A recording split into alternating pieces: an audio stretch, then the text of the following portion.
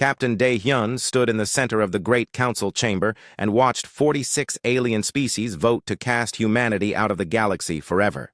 The voting crystals floated in the air above each delegation and glowed with their choices. Red meant yes to the proposal. Blue meant no. Only one crystal glowed blue, and that was the human one. The chamber was massive and could hold thousands of beings. Today it held representatives from every major species in the known galaxy. Some looked like giant insects with clicking mandibles. Others were made of pure energy that shifted and danced in containment fields. The aquatic delegation sat in huge tanks of water. The silicon-based life forms looked like walking mountains of rock and crystal.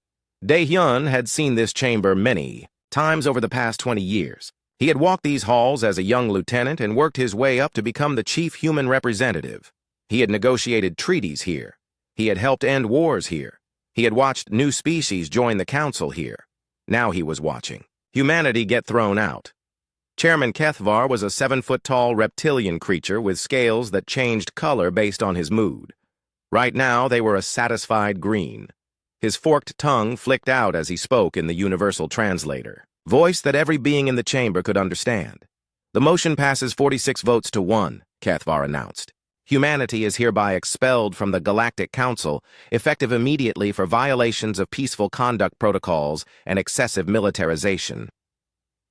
Dr. So-young sat beside Dae-hyun in the human delegation area. She was the best xenobiologist humanity had ever produced and had spent 30 years studying alien life forms.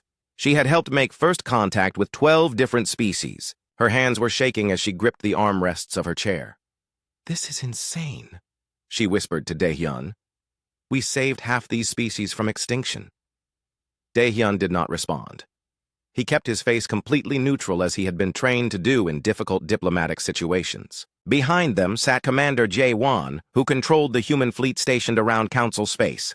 Jae-won was a career military officer who had fought in the border wars and the pirate campaigns. His jaw was clenched, but he said nothing. The charges against humanity were read aloud by a floating energy being called Zinthara. Her voice sounded like wind chimes in a storm. "Humanity maintains the largest military force in Council space," she said. "Human ships patrol areas without authorization. Human soldiers intervene in conflicts between member species without Council approval. Humanity refuses to reduce military capacity despite repeated warnings." Each accusation was technically true, but missed the point completely. Humanity maintained the largest military because they were the ones who actually fought when fighting was needed. They patrolled dangerous areas because other species would not or could not. They intervened in conflicts because people were dying and someone had to act. For 200 years, humanity had been the galaxy's policeman. When pirates attacked trade routes, humans hunted them down. When border disputes turned violent, humans stepped in to restore peace. When plagues broke out on distant worlds, humans were first to respond with medical aid and supplies. When natural disasters struck, human ships arrived within days with rescue teams. The Council had been happy to let humans do the dangerous work. They voted to send human peacekeepers to trouble spots. They approved human military bases in key locations. They signed treaties that made humans responsible for keeping space lanes safe and protecting weak species from strong ones. But now they wanted to get rid of the humans. The galaxy had been peaceful for 50 years thanks mostly to human efforts. Other species had grown comfortable and forgotten what chaos looked like. They began to see human military strength as a threat instead of protection. "The human delegation will have 5 minutes to respond to these charges," Kethvar said. His scales had shifted to orange, which meant he was annoyed. Dae-hyun stood up slowly. He was 53 years old and had gray at his temples. He had scars on his hands from the time he helped rescue survivors from a crashed alien transport ship. He looked around the chamber at all the species humanity had helped over the decades. "We have no response," he said simply. The chamber fell, silent. Even the constant humming and clicking from various alien species stopped. Dr. So-young turned to stare at him in shock. Commander Jae-won raised an eyebrow. This was not what anyone expected. "No response," Kethvar repeated. "You do not wish to defend your actions," No Dae-hyun said. If the Council has decided we are a threat, then we will remove that threat. Humanity will comply with the expulsion order. Zinthara's energy form flickered with surprise. You accept the judgment. We accept the decision, Dae-hyun corrected. We do not agree with it, but we will not fight it. Humanity will withdraw from all Council territories within 30 standard days. An insectoid delegate named Chiktar clicked his mandibles rapidly, which was how his species showed confusion. You make no arguments. You present no evidence in your defense. Dae-hyun shook his head. The evidence of what humanity has done for this galaxy speaks for itself. If the Council cannot see it, then words will not help. We will begin immediate withdrawal of all human personnel from Council space. He turned to Dr. So-young and Commander Jae-won. Prepare the evacuation orders. All human colonies in Council territory are to be abandoned. All human military assets are to withdraw to the Outer Rim. All scientific projects are to be terminated or transferred. So-young started to protest, but Dae-hyun held up a hand. The decision is made, Doctor. We leave. The next 29 days passed in a blur of activity. Human colonies that had existed for generations packed up everything they could carry. Research stations that had made breakthrough discoveries in medicine and technology were shut down. Military bases that had protected trade routes for decades went dark. Other species watched in growing discomfort as the humans methodically dismantled their presence. There were no angry speeches, no threats of revenge, no demands for reconsideration. The humans simply left. Commander Jae-won coordinated the military withdrawal from his flagship, the Seoul.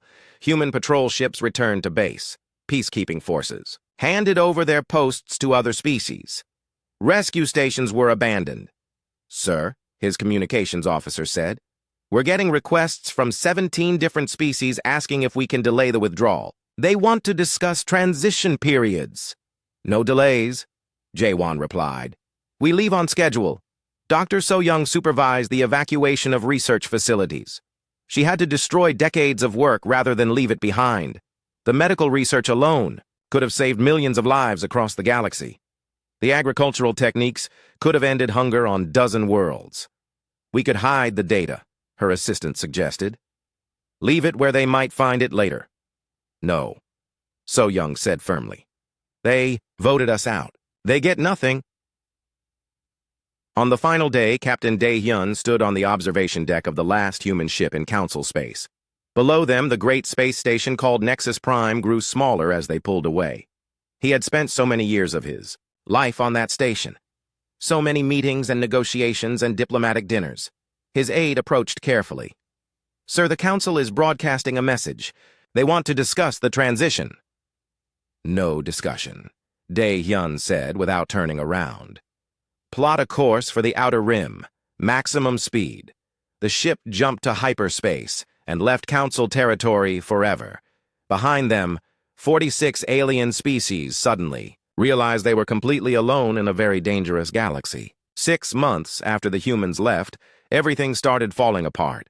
Hayrin finished loading the last transport ship with refugees from the mining colony on Kepler 442b and watched another group of desperate aliens approach the landing platform. They carried whatever belongings they could manage and looked at her with hopeful eyes. Please, said the leader of the group.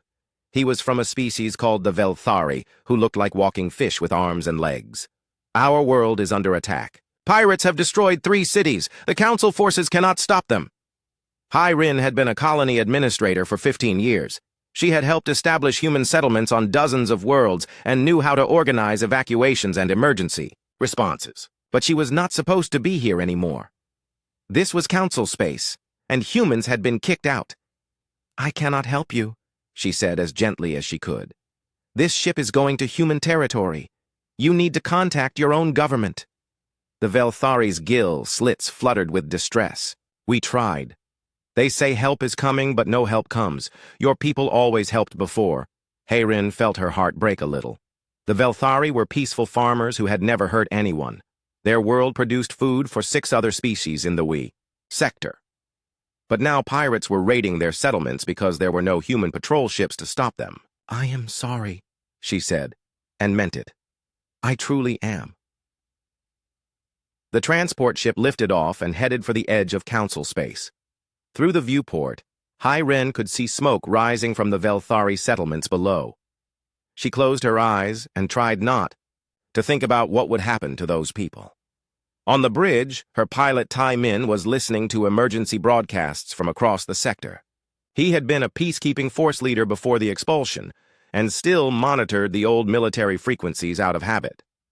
Sector 7 is reporting massive pirate activity, he said without looking away from his instruments. The Crystalline Empire has lost 5 cargo convoys in the past week.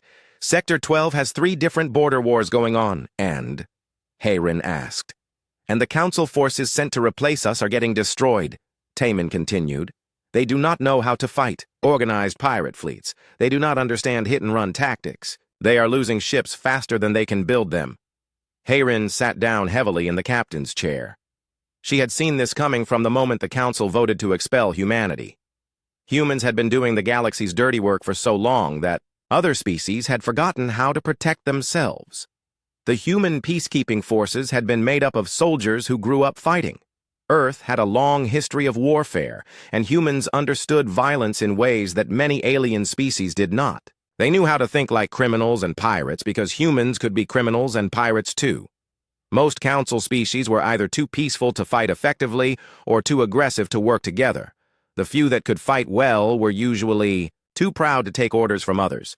Human commanders had learned to coordinate mixed species forces and get them to work as teams.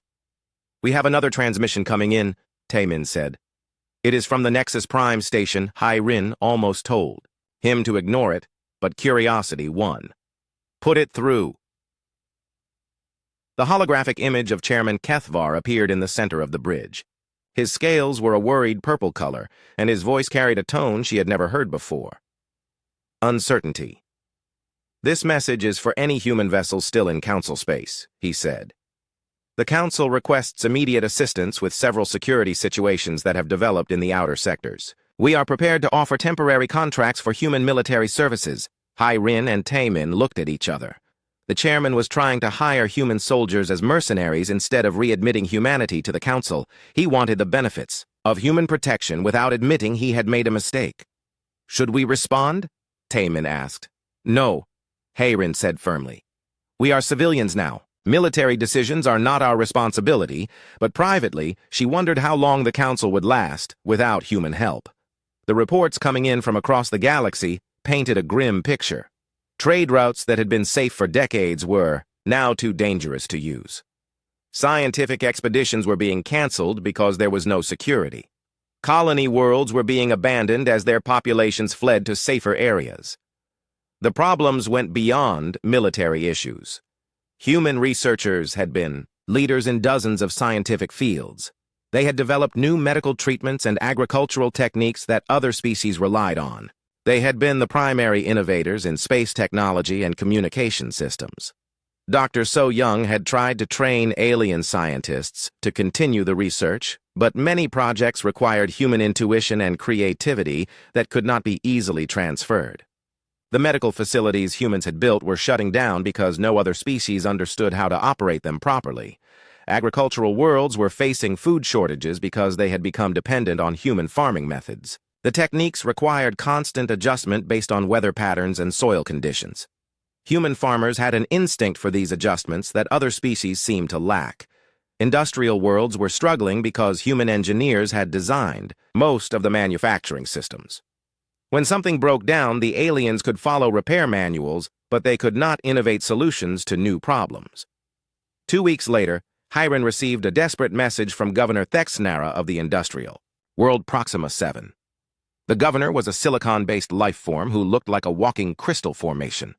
His world produced starship components for half the galaxy. Administrator Hayrin. His translated voice crackled through the communication system. Our primary fabrication facility has suffered a cascade failure.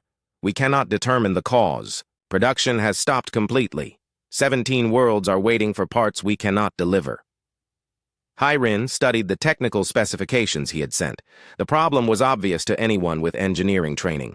A coolant leak had caused thermal stress in the main assembly line. The fix would take maybe 6 hours with the right tools. Have you contacted Council technical support? she asked. Yes. They say someone will be available in 4 standard months. We cannot wait that long. Please. Your people built this facility. You understand how it works. Hayrin wanted to help, but she had her orders. Humans were not supposed to be in council space anymore. If she helped fix the factory, she would be violating the expulsion agreement. I cannot assist you, Governor. I suggest you contact private contractors. The transmission ended, and Hayrin stared at the technical reports. 17 worlds needed those parts. Millions of beings depended on that factory. And the fix was so simple that any human engineer could do it in their sleep. She thought about the Velthari refugees still trying to evacuate their world. She thought about the cargo convoys being destroyed by pirates. She thought about the medical research being abandoned and the agricultural techniques being lost. The Council had wanted to get rid of humanity because they saw human military strength as a threat. But they had not realized that human civilization was integrated into every aspect of galactic society. Removing humans was like removing the foundation stones from a building. Taemin, she said finally. Send a message to Fleet Command. Tell them we are receiving multiple requests for assistance from Council worlds. Ask for guidance. What kind of guidance? Ask them if we are really going to sit out here and watch the galaxy burn.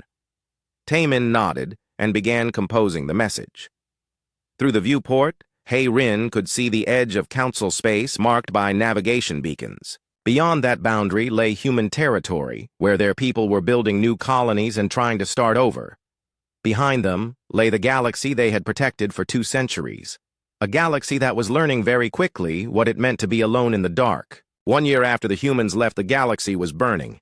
Admiral Sang-Ho stood in the command center of the human exile fleet and watched intelligence reports pour in from across Council space. Every screen showed the same story. War, plague, famine, collapse. His aide Eunji was a researcher who had specialized in galactic communications before the expulsion. Now she spent her days monitoring alien broadcasts and translating desperate pleas for help that would never come. Admiral, she said, while adjusting the frequency scanners. I am picking up emergency transmissions from the Nexus Prime Station. Chairman Kethavar is requesting immediate assistance from any available forces. What kind of assistance? Sang-Ho asked, though he already knew the answer. Military support to stop 3 separate wars that broke out in the inner sectors. Medical, aid for a plague outbreak on the industrial worlds. Agricultural experts to deal with massive crop failures. Engineering teams to repair critical infrastructure. Sang-Ho nodded grimly. It was exactly what human analysts had predicted would happen. The galaxy had become dependent on human expertise in too many areas. Remove humans and everything fell apart like a house of cards. The worst part was how quickly it had happened. Within 6 months of the human departure, the first major crisis had erupted. Pirates who had been kept in check by human patrols suddenly found themselves free to attack anyone they wanted. They formed larger fleets and began hitting high-value targets. The Council had sent their own forces to deal with the pirates, but it was a disaster. The alien species had different fighting styles and could not coordinate effectively. Their ships were designed for different purposes and used incompatible weapon systems. Communication between species was slow and often misunderstood. Human commanders had spent decades learning how to make mixed species forces work together. They knew which species fought best at close range and which preferred long-distance attacks. They understood the cultural differences that could cause problems during joint operations. Without human leadership, the Council forces were defeated repeatedly. Entire fleets were destroyed in battles that human tacticians could have won easily. The pirates grew bolder and began attacking major trade centers. Show me the Sector 7 situation, Sang-Ho said. Yunji pulled up a tactical display that showed the current state of what had once been the most prosperous region in Council space. Red markers indicated active combat zones. Yellow markers showed worlds under blockade. Gray markers showed colonies that had been abandoned. The Crystalline Empire is fighting the Insectoid Federation over mining rights to the Kepler asteroid belt, she explained. Both sides have asked the Aquatic Alliance for support, but the Alliance is dealing with their own problems. 15 worlds have declared independence and are refusing to pay taxes to any central government. Sang-Ho studied the display with professional interest. The Crystalline Empire and Insectoid Federation had been having border disputes for 50 years, but human peacekeepers had always prevented them from escalating into open war. Now there was no one to stop them. Casualties, he asked. Unknown, but estimated in the millions. Both sides are using weapons that were banned under human oversight. Chemical attacks, biological warfare, orbital bombardment of civilian targets. The Admiral closed his eyes for a moment.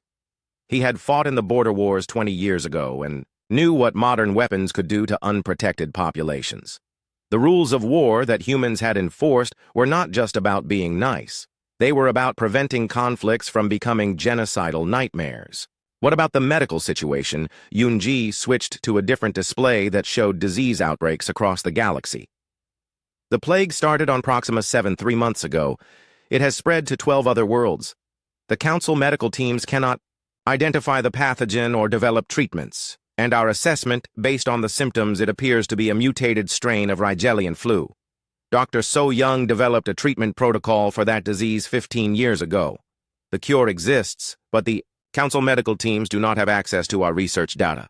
Sang-Ho felt anger building in his chest. Thousands of beings were dying from a disease that humans knew how to cure. But the Council had voted to expel humanity, and humanity had taken all their medical knowledge with them. Sir, another aide approached with a communication tablet. We are receiving a direct transmission from Merchant Captain Boram. He says it is urgent. Boram was a trader who operated on the edge of legal and illegal activities. He had contacts throughout the galaxy and often provided valuable intelligence about what was really happening in Council space. The holographic image of Boram appeared above the command table. He was in his ship's cargo bay and looked exhausted. Behind him, Sang-Ho could see alien refugees sleeping on makeshift beds. Admiral Boram said without his usual cheerful greeting. You need to see what is happening out here. I just came from the Tau Ceti system. It is completely gone. Gone how? Sang-Ho asked. Industrial collapse. The automated factories that supplied starship parts for the entire sector shut down 6 weeks ago. No one knows how to fix them.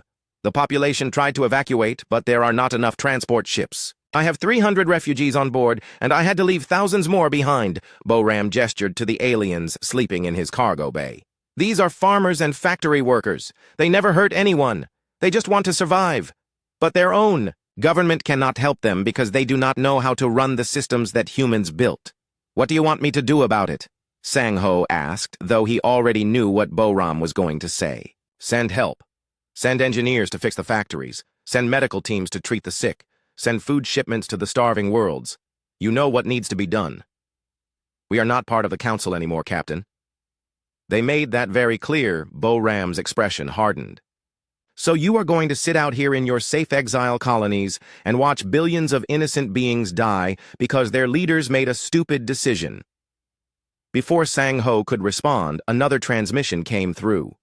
This one was from Chairman Kethvar himself. The reptilian leader appeared on screen looking older and more desperate than Sang-Ho had ever seen him. His scales were a defeated gray color. Admiral Sang-Ho, Kethvar said. I know humans are monitoring our communications. I know. You can hear this message. The Council formally requests immediate humanitarian assistance for multiple crisis situations. We are prepared to offer significant compensation.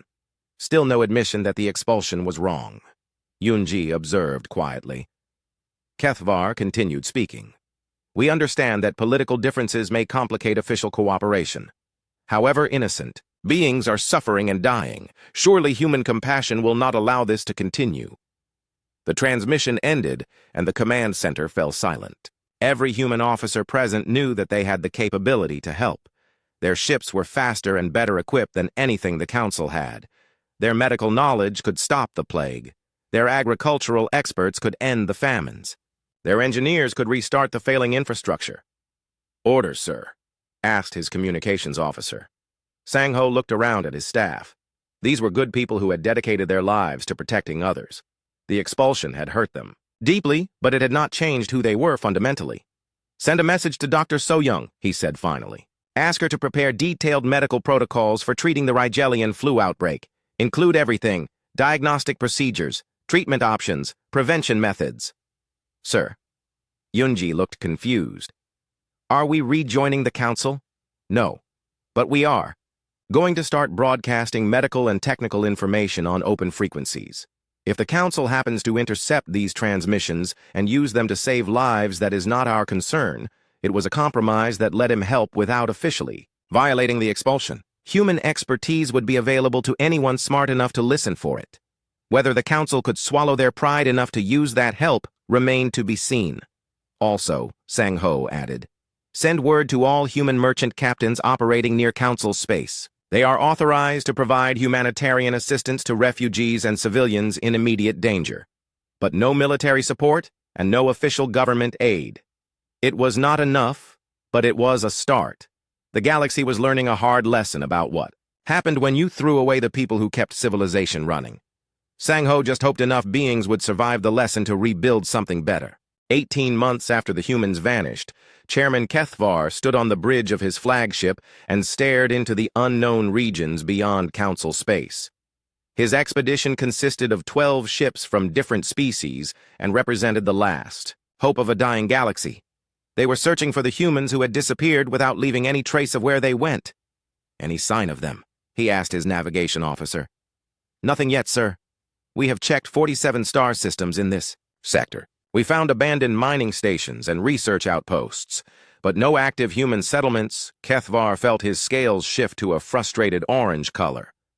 The humans had been more thorough in their departure than anyone realized. They had not just left council space. They had erased every sign of their presence and vanished into the vast, unknown regions that lay beyond the edge of known civilization. Finding them was proving almost impossible. The galaxy was huge, and humans had 200 years of exploration data that other species did not have. They knew about star systems and planets that were not on any council charts. They could be anywhere.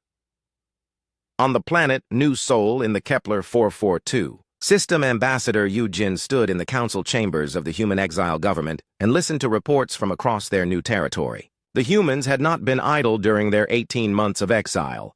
They had established dozens of new colonies and built a thriving civilization beyond the reach of council politics. Agricultural output is up 15% from last quarter, reported the farming coordinator. The new vertical farming techniques are working better than expected. We can support 3 million more colonists if needed. Industrial production is ahead of schedule, added the manufacturing supervisor. We have completed construction of 4 new starship yards. Fleet expansion is proceeding as planned. Eugene nodded approvingly. Humans had always been good at building things quickly when necessary. Without the bureaucratic delays of council oversight, they were accomplishing in months what used to take years.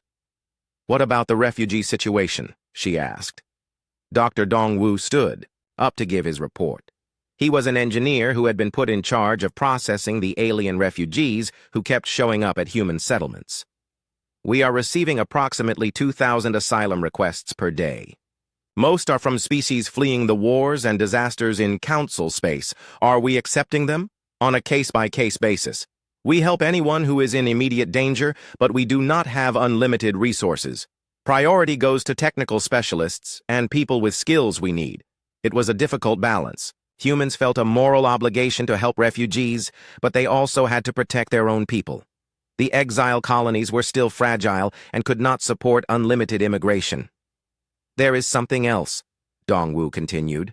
We are detecting council scout ships probing our outer territories. They appear to be searching for our main settlements. Yu Jin was not surprised.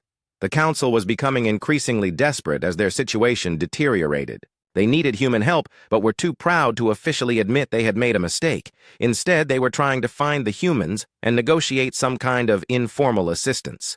Scout Kehoe was monitoring one such council expedition from his hidden observation post in the asteroid belt of an unnamed star system. His ship was equipped with advanced stealth technology that made it invisible to most sensors. He watched the alien ships stumble around trying to locate human colonies. They are using old survey data, he reported to his commander. Their search patterns are completely predictable. They have no idea where to look. The council expedition was led by Chairman Kethvar himself, which showed how desperate the situation had become. The reptilian leader was personally searching for humans instead of trying to fix the problems in his own territory. Kehoe followed the expedition for 3 days and watched them discover an abandoned human research station. The aliens spent hours exploring the empty facility and downloading data from its computers. But the humans had been careful to remove anything valuable before leaving. "Sir," his communications officer said, "we are receiving a transmission on an old human frequency. It appears to be from the chairman himself." Kehoe authorized the transmission and listened to Kethvar speak directly to any humans who might be monitoring. "We know you are out there," the chairman said. "We know you are watching us. The council acknowledges that mistakes were made in our previous relationship. We are prepared to discuss new arrangements that would be mutually beneficial." It was the closest thing to an apology the council had ever offered, but it still fell short of admitting they had been wrong to expel humanity. Kehoe made note of the transmission and continued his surveillance. Meanwhile, on the ancient world of the Oracle Meshtai, a very different conversation was taking place. The Oracle was one of the oldest beings in the galaxy and belonged to a species that existed before most others had developed space travel. She rarely involved herself in galactic politics, but the current crisis had drawn her attention. Chairman Kethvar stood before her crystalline form in a chamber filled with floating, geometric patterns that hurt to look at directly. The Oracle spoke in a voice that seemed to come from inside his head rather than through his ears. "You seek the humans," she said without being asked. "Yes. My people are dying. The galaxy is falling apart. We need their help. The humans warned of this outcome 2 of your centuries ago. They said that removing the stabilizing force from a complex system would lead to cascade failure." Kethvar felt his scales shift to embarrassed yellow. "We did not listen." "No. You saw their strength as a threat instead of protection. You feared their influence instead of appreciating their service. Now you reap the consequences of that fear. Can you tell me where they are?" The Oracle was silent for long moments. The geometric patterns around them shifted and reformed in complex mathematical sequences. Finally, she spoke again. "The humans have gone beyond the edge of the known galaxy. They build new worlds in the spaces between stars. They create wonders you cannot imagine using knowledge you never bothered to learn. Will they return?" "That depends on you. They are not cruel, but they are also not foolish. They will not sacrifice themselves again for people who cast them out. If you want their help, you must prove you deserve it." Kethvar left the Oracle's world with more questions than answers. "Boss, humans were out there somewhere building a new civilization. They were advanced enough to remain hidden from council searches, and they were under no obligation to help the people who had exiled them." Back in human space, Yujin received reports from Kehoe about the council search expedition. She shared the information with the Exile Government Council and listened to the heated debate that followed. "They are looking for us so they can beg for help," said one council member. "Let them find us. We can dictate terms from a position of strength." "That assumes they will honor any agreement we make," replied another. "They broke faith with us once. Why should we trust them again?" "Because innocent beings are dying," said a third voice. "We have the power to help and a moral obligation to use it." Eugene thought about the reports coming from council space. The death toll from wars and disasters was rising every day. Entire species were facing extinction because they could not adapt to life without human support. "What about a limited engagement?" she suggested. "We provide humanitarian aid but no military support. We help with medical emergencies and natural disasters but do not get involved in politics." "And when they demand more," someone asked. "When they want us to police their borders and fight their wars again, then we say no and withdraw. We help on our terms or not at all." The debate continued for hours, but Yujin could see which way it was heading. Humans were fundamentally decent, people who could not stand by and watch others suffer when they had the power to help. The question was not whether they would eventually provide assistance, but what form that assistance would take. The galaxy was learning that throwing away your protectors had consequences. Soon they would learn whether those protectors were willing to forgive and help rebuild what had been destroyed. 2 years after the expulsion, Fleet Admiral In-Ho stood on the observation deck of the massive human battleship Terra Nova and watched the remnants of the Galactic Council approach his fleet. Half the galaxy lay in ruins behind them, and billions were dead from wars that could have been prevented. Now the survivors had come to beg for help from the people they had cast out. Chancellor Miran joined him at the viewport. She was the elected leader of the human exile government and had spent the past 2 years building new colonies and establishing trade relationships with neutral species. She had hoped never to see council ships again, but circumstances had forced this meeting. "Their fleet is smaller than I expected," she observed. "Most of their ships have been destroyed in the wars," Inho replied. "What you see here represents about 60% of their remaining military capacity." The council expedition consisted of 37 ships from different species. Many showed signs of battle damage that had been hastily repaired. Some were civilian vessels pressed into military service. It was a pitiful sight compared to the mighty fleets the council had commanded just 2 years earlier. "Sir," the communications officer called out, "Chairman Kethavar is requesting permission to come aboard." Inho looked at Chancellor Miran, who nodded slowly. "Grant permission, but full security protocols. I want armed guards present during any meetings. 20 minutes. Later, Chairman Kethavar entered the human conference room accompanied by representatives from 12 other species. The reptilian leader looked older and more tired than Inho remembered. His scales had faded to a dull gray color that indicated depression and defeat. "Admiral, Chancellor," Kethavar said with a formal bow. "Thank you for agreeing to this meeting. You have 5 minutes to say whatever you came here to say," Miran replied coldly. "Then you leave our space." Kethavar's scales shifted to embarrassed yellow.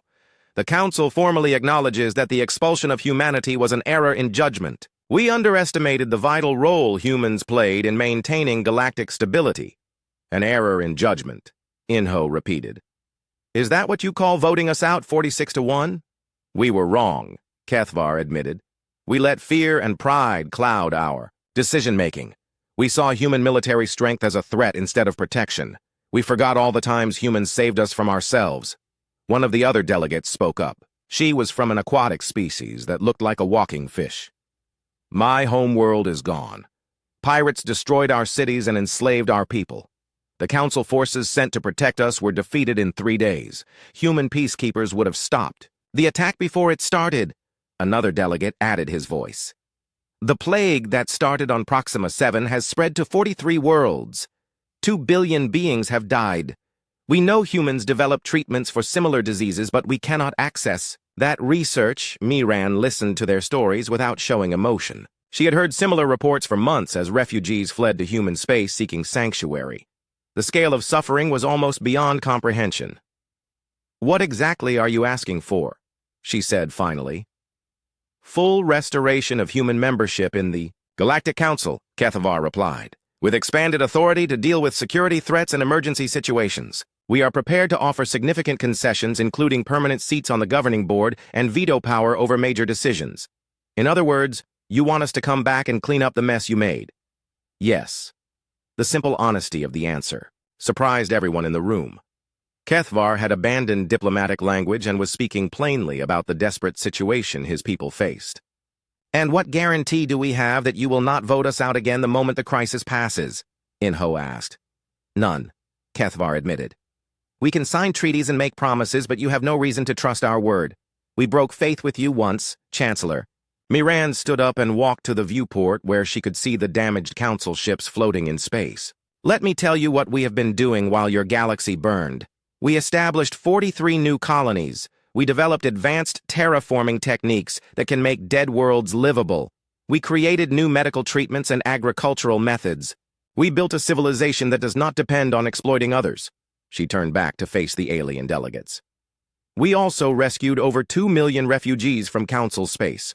We provided food and medical aid to dozens of worlds. We broadcast technical information on open frequencies so anyone could access it. We helped even though you had exiled us. We know," said the aquatic delegate. "Many of my people survived because human merchant ships evacuated them to safety. So, here is what we are prepared to offer," Miran continued. "Limited humanitarian assistance with strict conditions. We will provide medical aid to stop the plague. We will send agricultural experts to help restore food production. We will offer technical support to restart critical infrastructure." "What about military support?" Kethavar asked. "No, We will not fight your wars or police your borders. If you want security, you will have to provide it yourselves. We will train your forces and share tactical knowledge, but we will not do the fighting for you. Inho stepped forward. Any human personnel operating in council space will have complete immunity from local laws and regulations. They report to human commanders and can withdraw at any time. If any human is harmed or detained, we pull out immediately.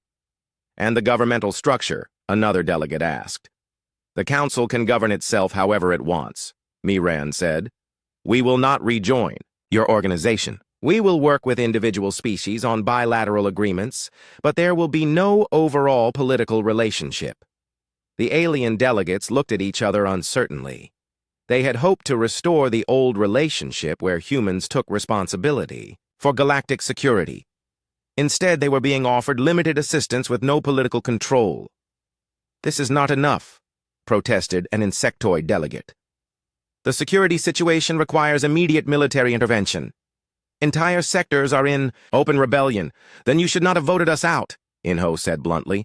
You wanted independence from human influence. You got it. Now deal with the consequences.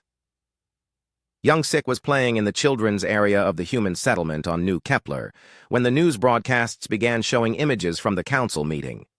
He was 7 years old and had been born during the exile. The galaxy beyond human space was just stories to him. Mama, he said to his mother who was watching the news. Why are those alien people so sad? Because they made bad choices and now they are suffering for it, she replied. Should we not help them if they are suffering? His mother looked down at her son and saw the natural compassion that humans were known for. Even a child could see that helping others was the right thing to do regardless of past grievances. Yes, sweetie, we should help them. That is what good people do. Back on the Terra Nova, the negotiations continued for 3 more hours. In the end, the council delegates accepted the human terms because they had no other choice. Limited assistance was better than no assistance at all. The formal agreement was signed by both sides with the understanding that it could be terminated by either party at any time. Humans would provide humanitarian aid, but would not take responsibility for galactic governance or security. There is one more thing, Chairman Kethvar said as the meeting ended. A personal request. When human ships return to council space, many beings will want to thank them for coming back. Please tell your people that we are grateful. We will consider it, Miran replied diplomatically. As the council delegates returned to their ships, Admiral Inho reflected on how much had changed in 2 years. The humans had been thrown out of a galaxy that took their protection for granted. Now they were returning as reluctant helpers rather than dedicated guardians. Do you think it will work? Chancellor Miran asked. Probably not in the long term, Inho admitted. But it might save a few million lives in the short term, and maybe some species will learn to take care of themselves instead of depending on others. The human fleet began moving toward council space to begin the largest humanitarian mission in galactic history. They would save who they could and try to rebuild what was salvageable, but they would never again sacrifice themselves for people who did not appreciate what they had. The galaxy had learned the hard way that throwing away your protectors had consequences. Whether they had learned enough to avoid making the same mistake again remained to be seen. Only time would tell if this new relationship could work or if humanity would once again find itself alone among the stars. 3 months later, the first human medical ships arrived at Proxima 7 where the plague had started. Within weeks, they had identified the pathogen and begun distributing treatments. The death toll slowed and then stopped. Entire populations that had been dying were saved, but it was not the same as before. The humans worked efficiently and professionally, but there was no warmth in their interactions with council species. They had been hurt too deeply to trust again so easily. They would help, but they would not love. They would save lives, but they would not sacrifice their own people for those who had proven unworthy of such sacrifice. The age of human guardianship was over. The age of human assistance had begun, and the galaxy would have to learn to live with the difference.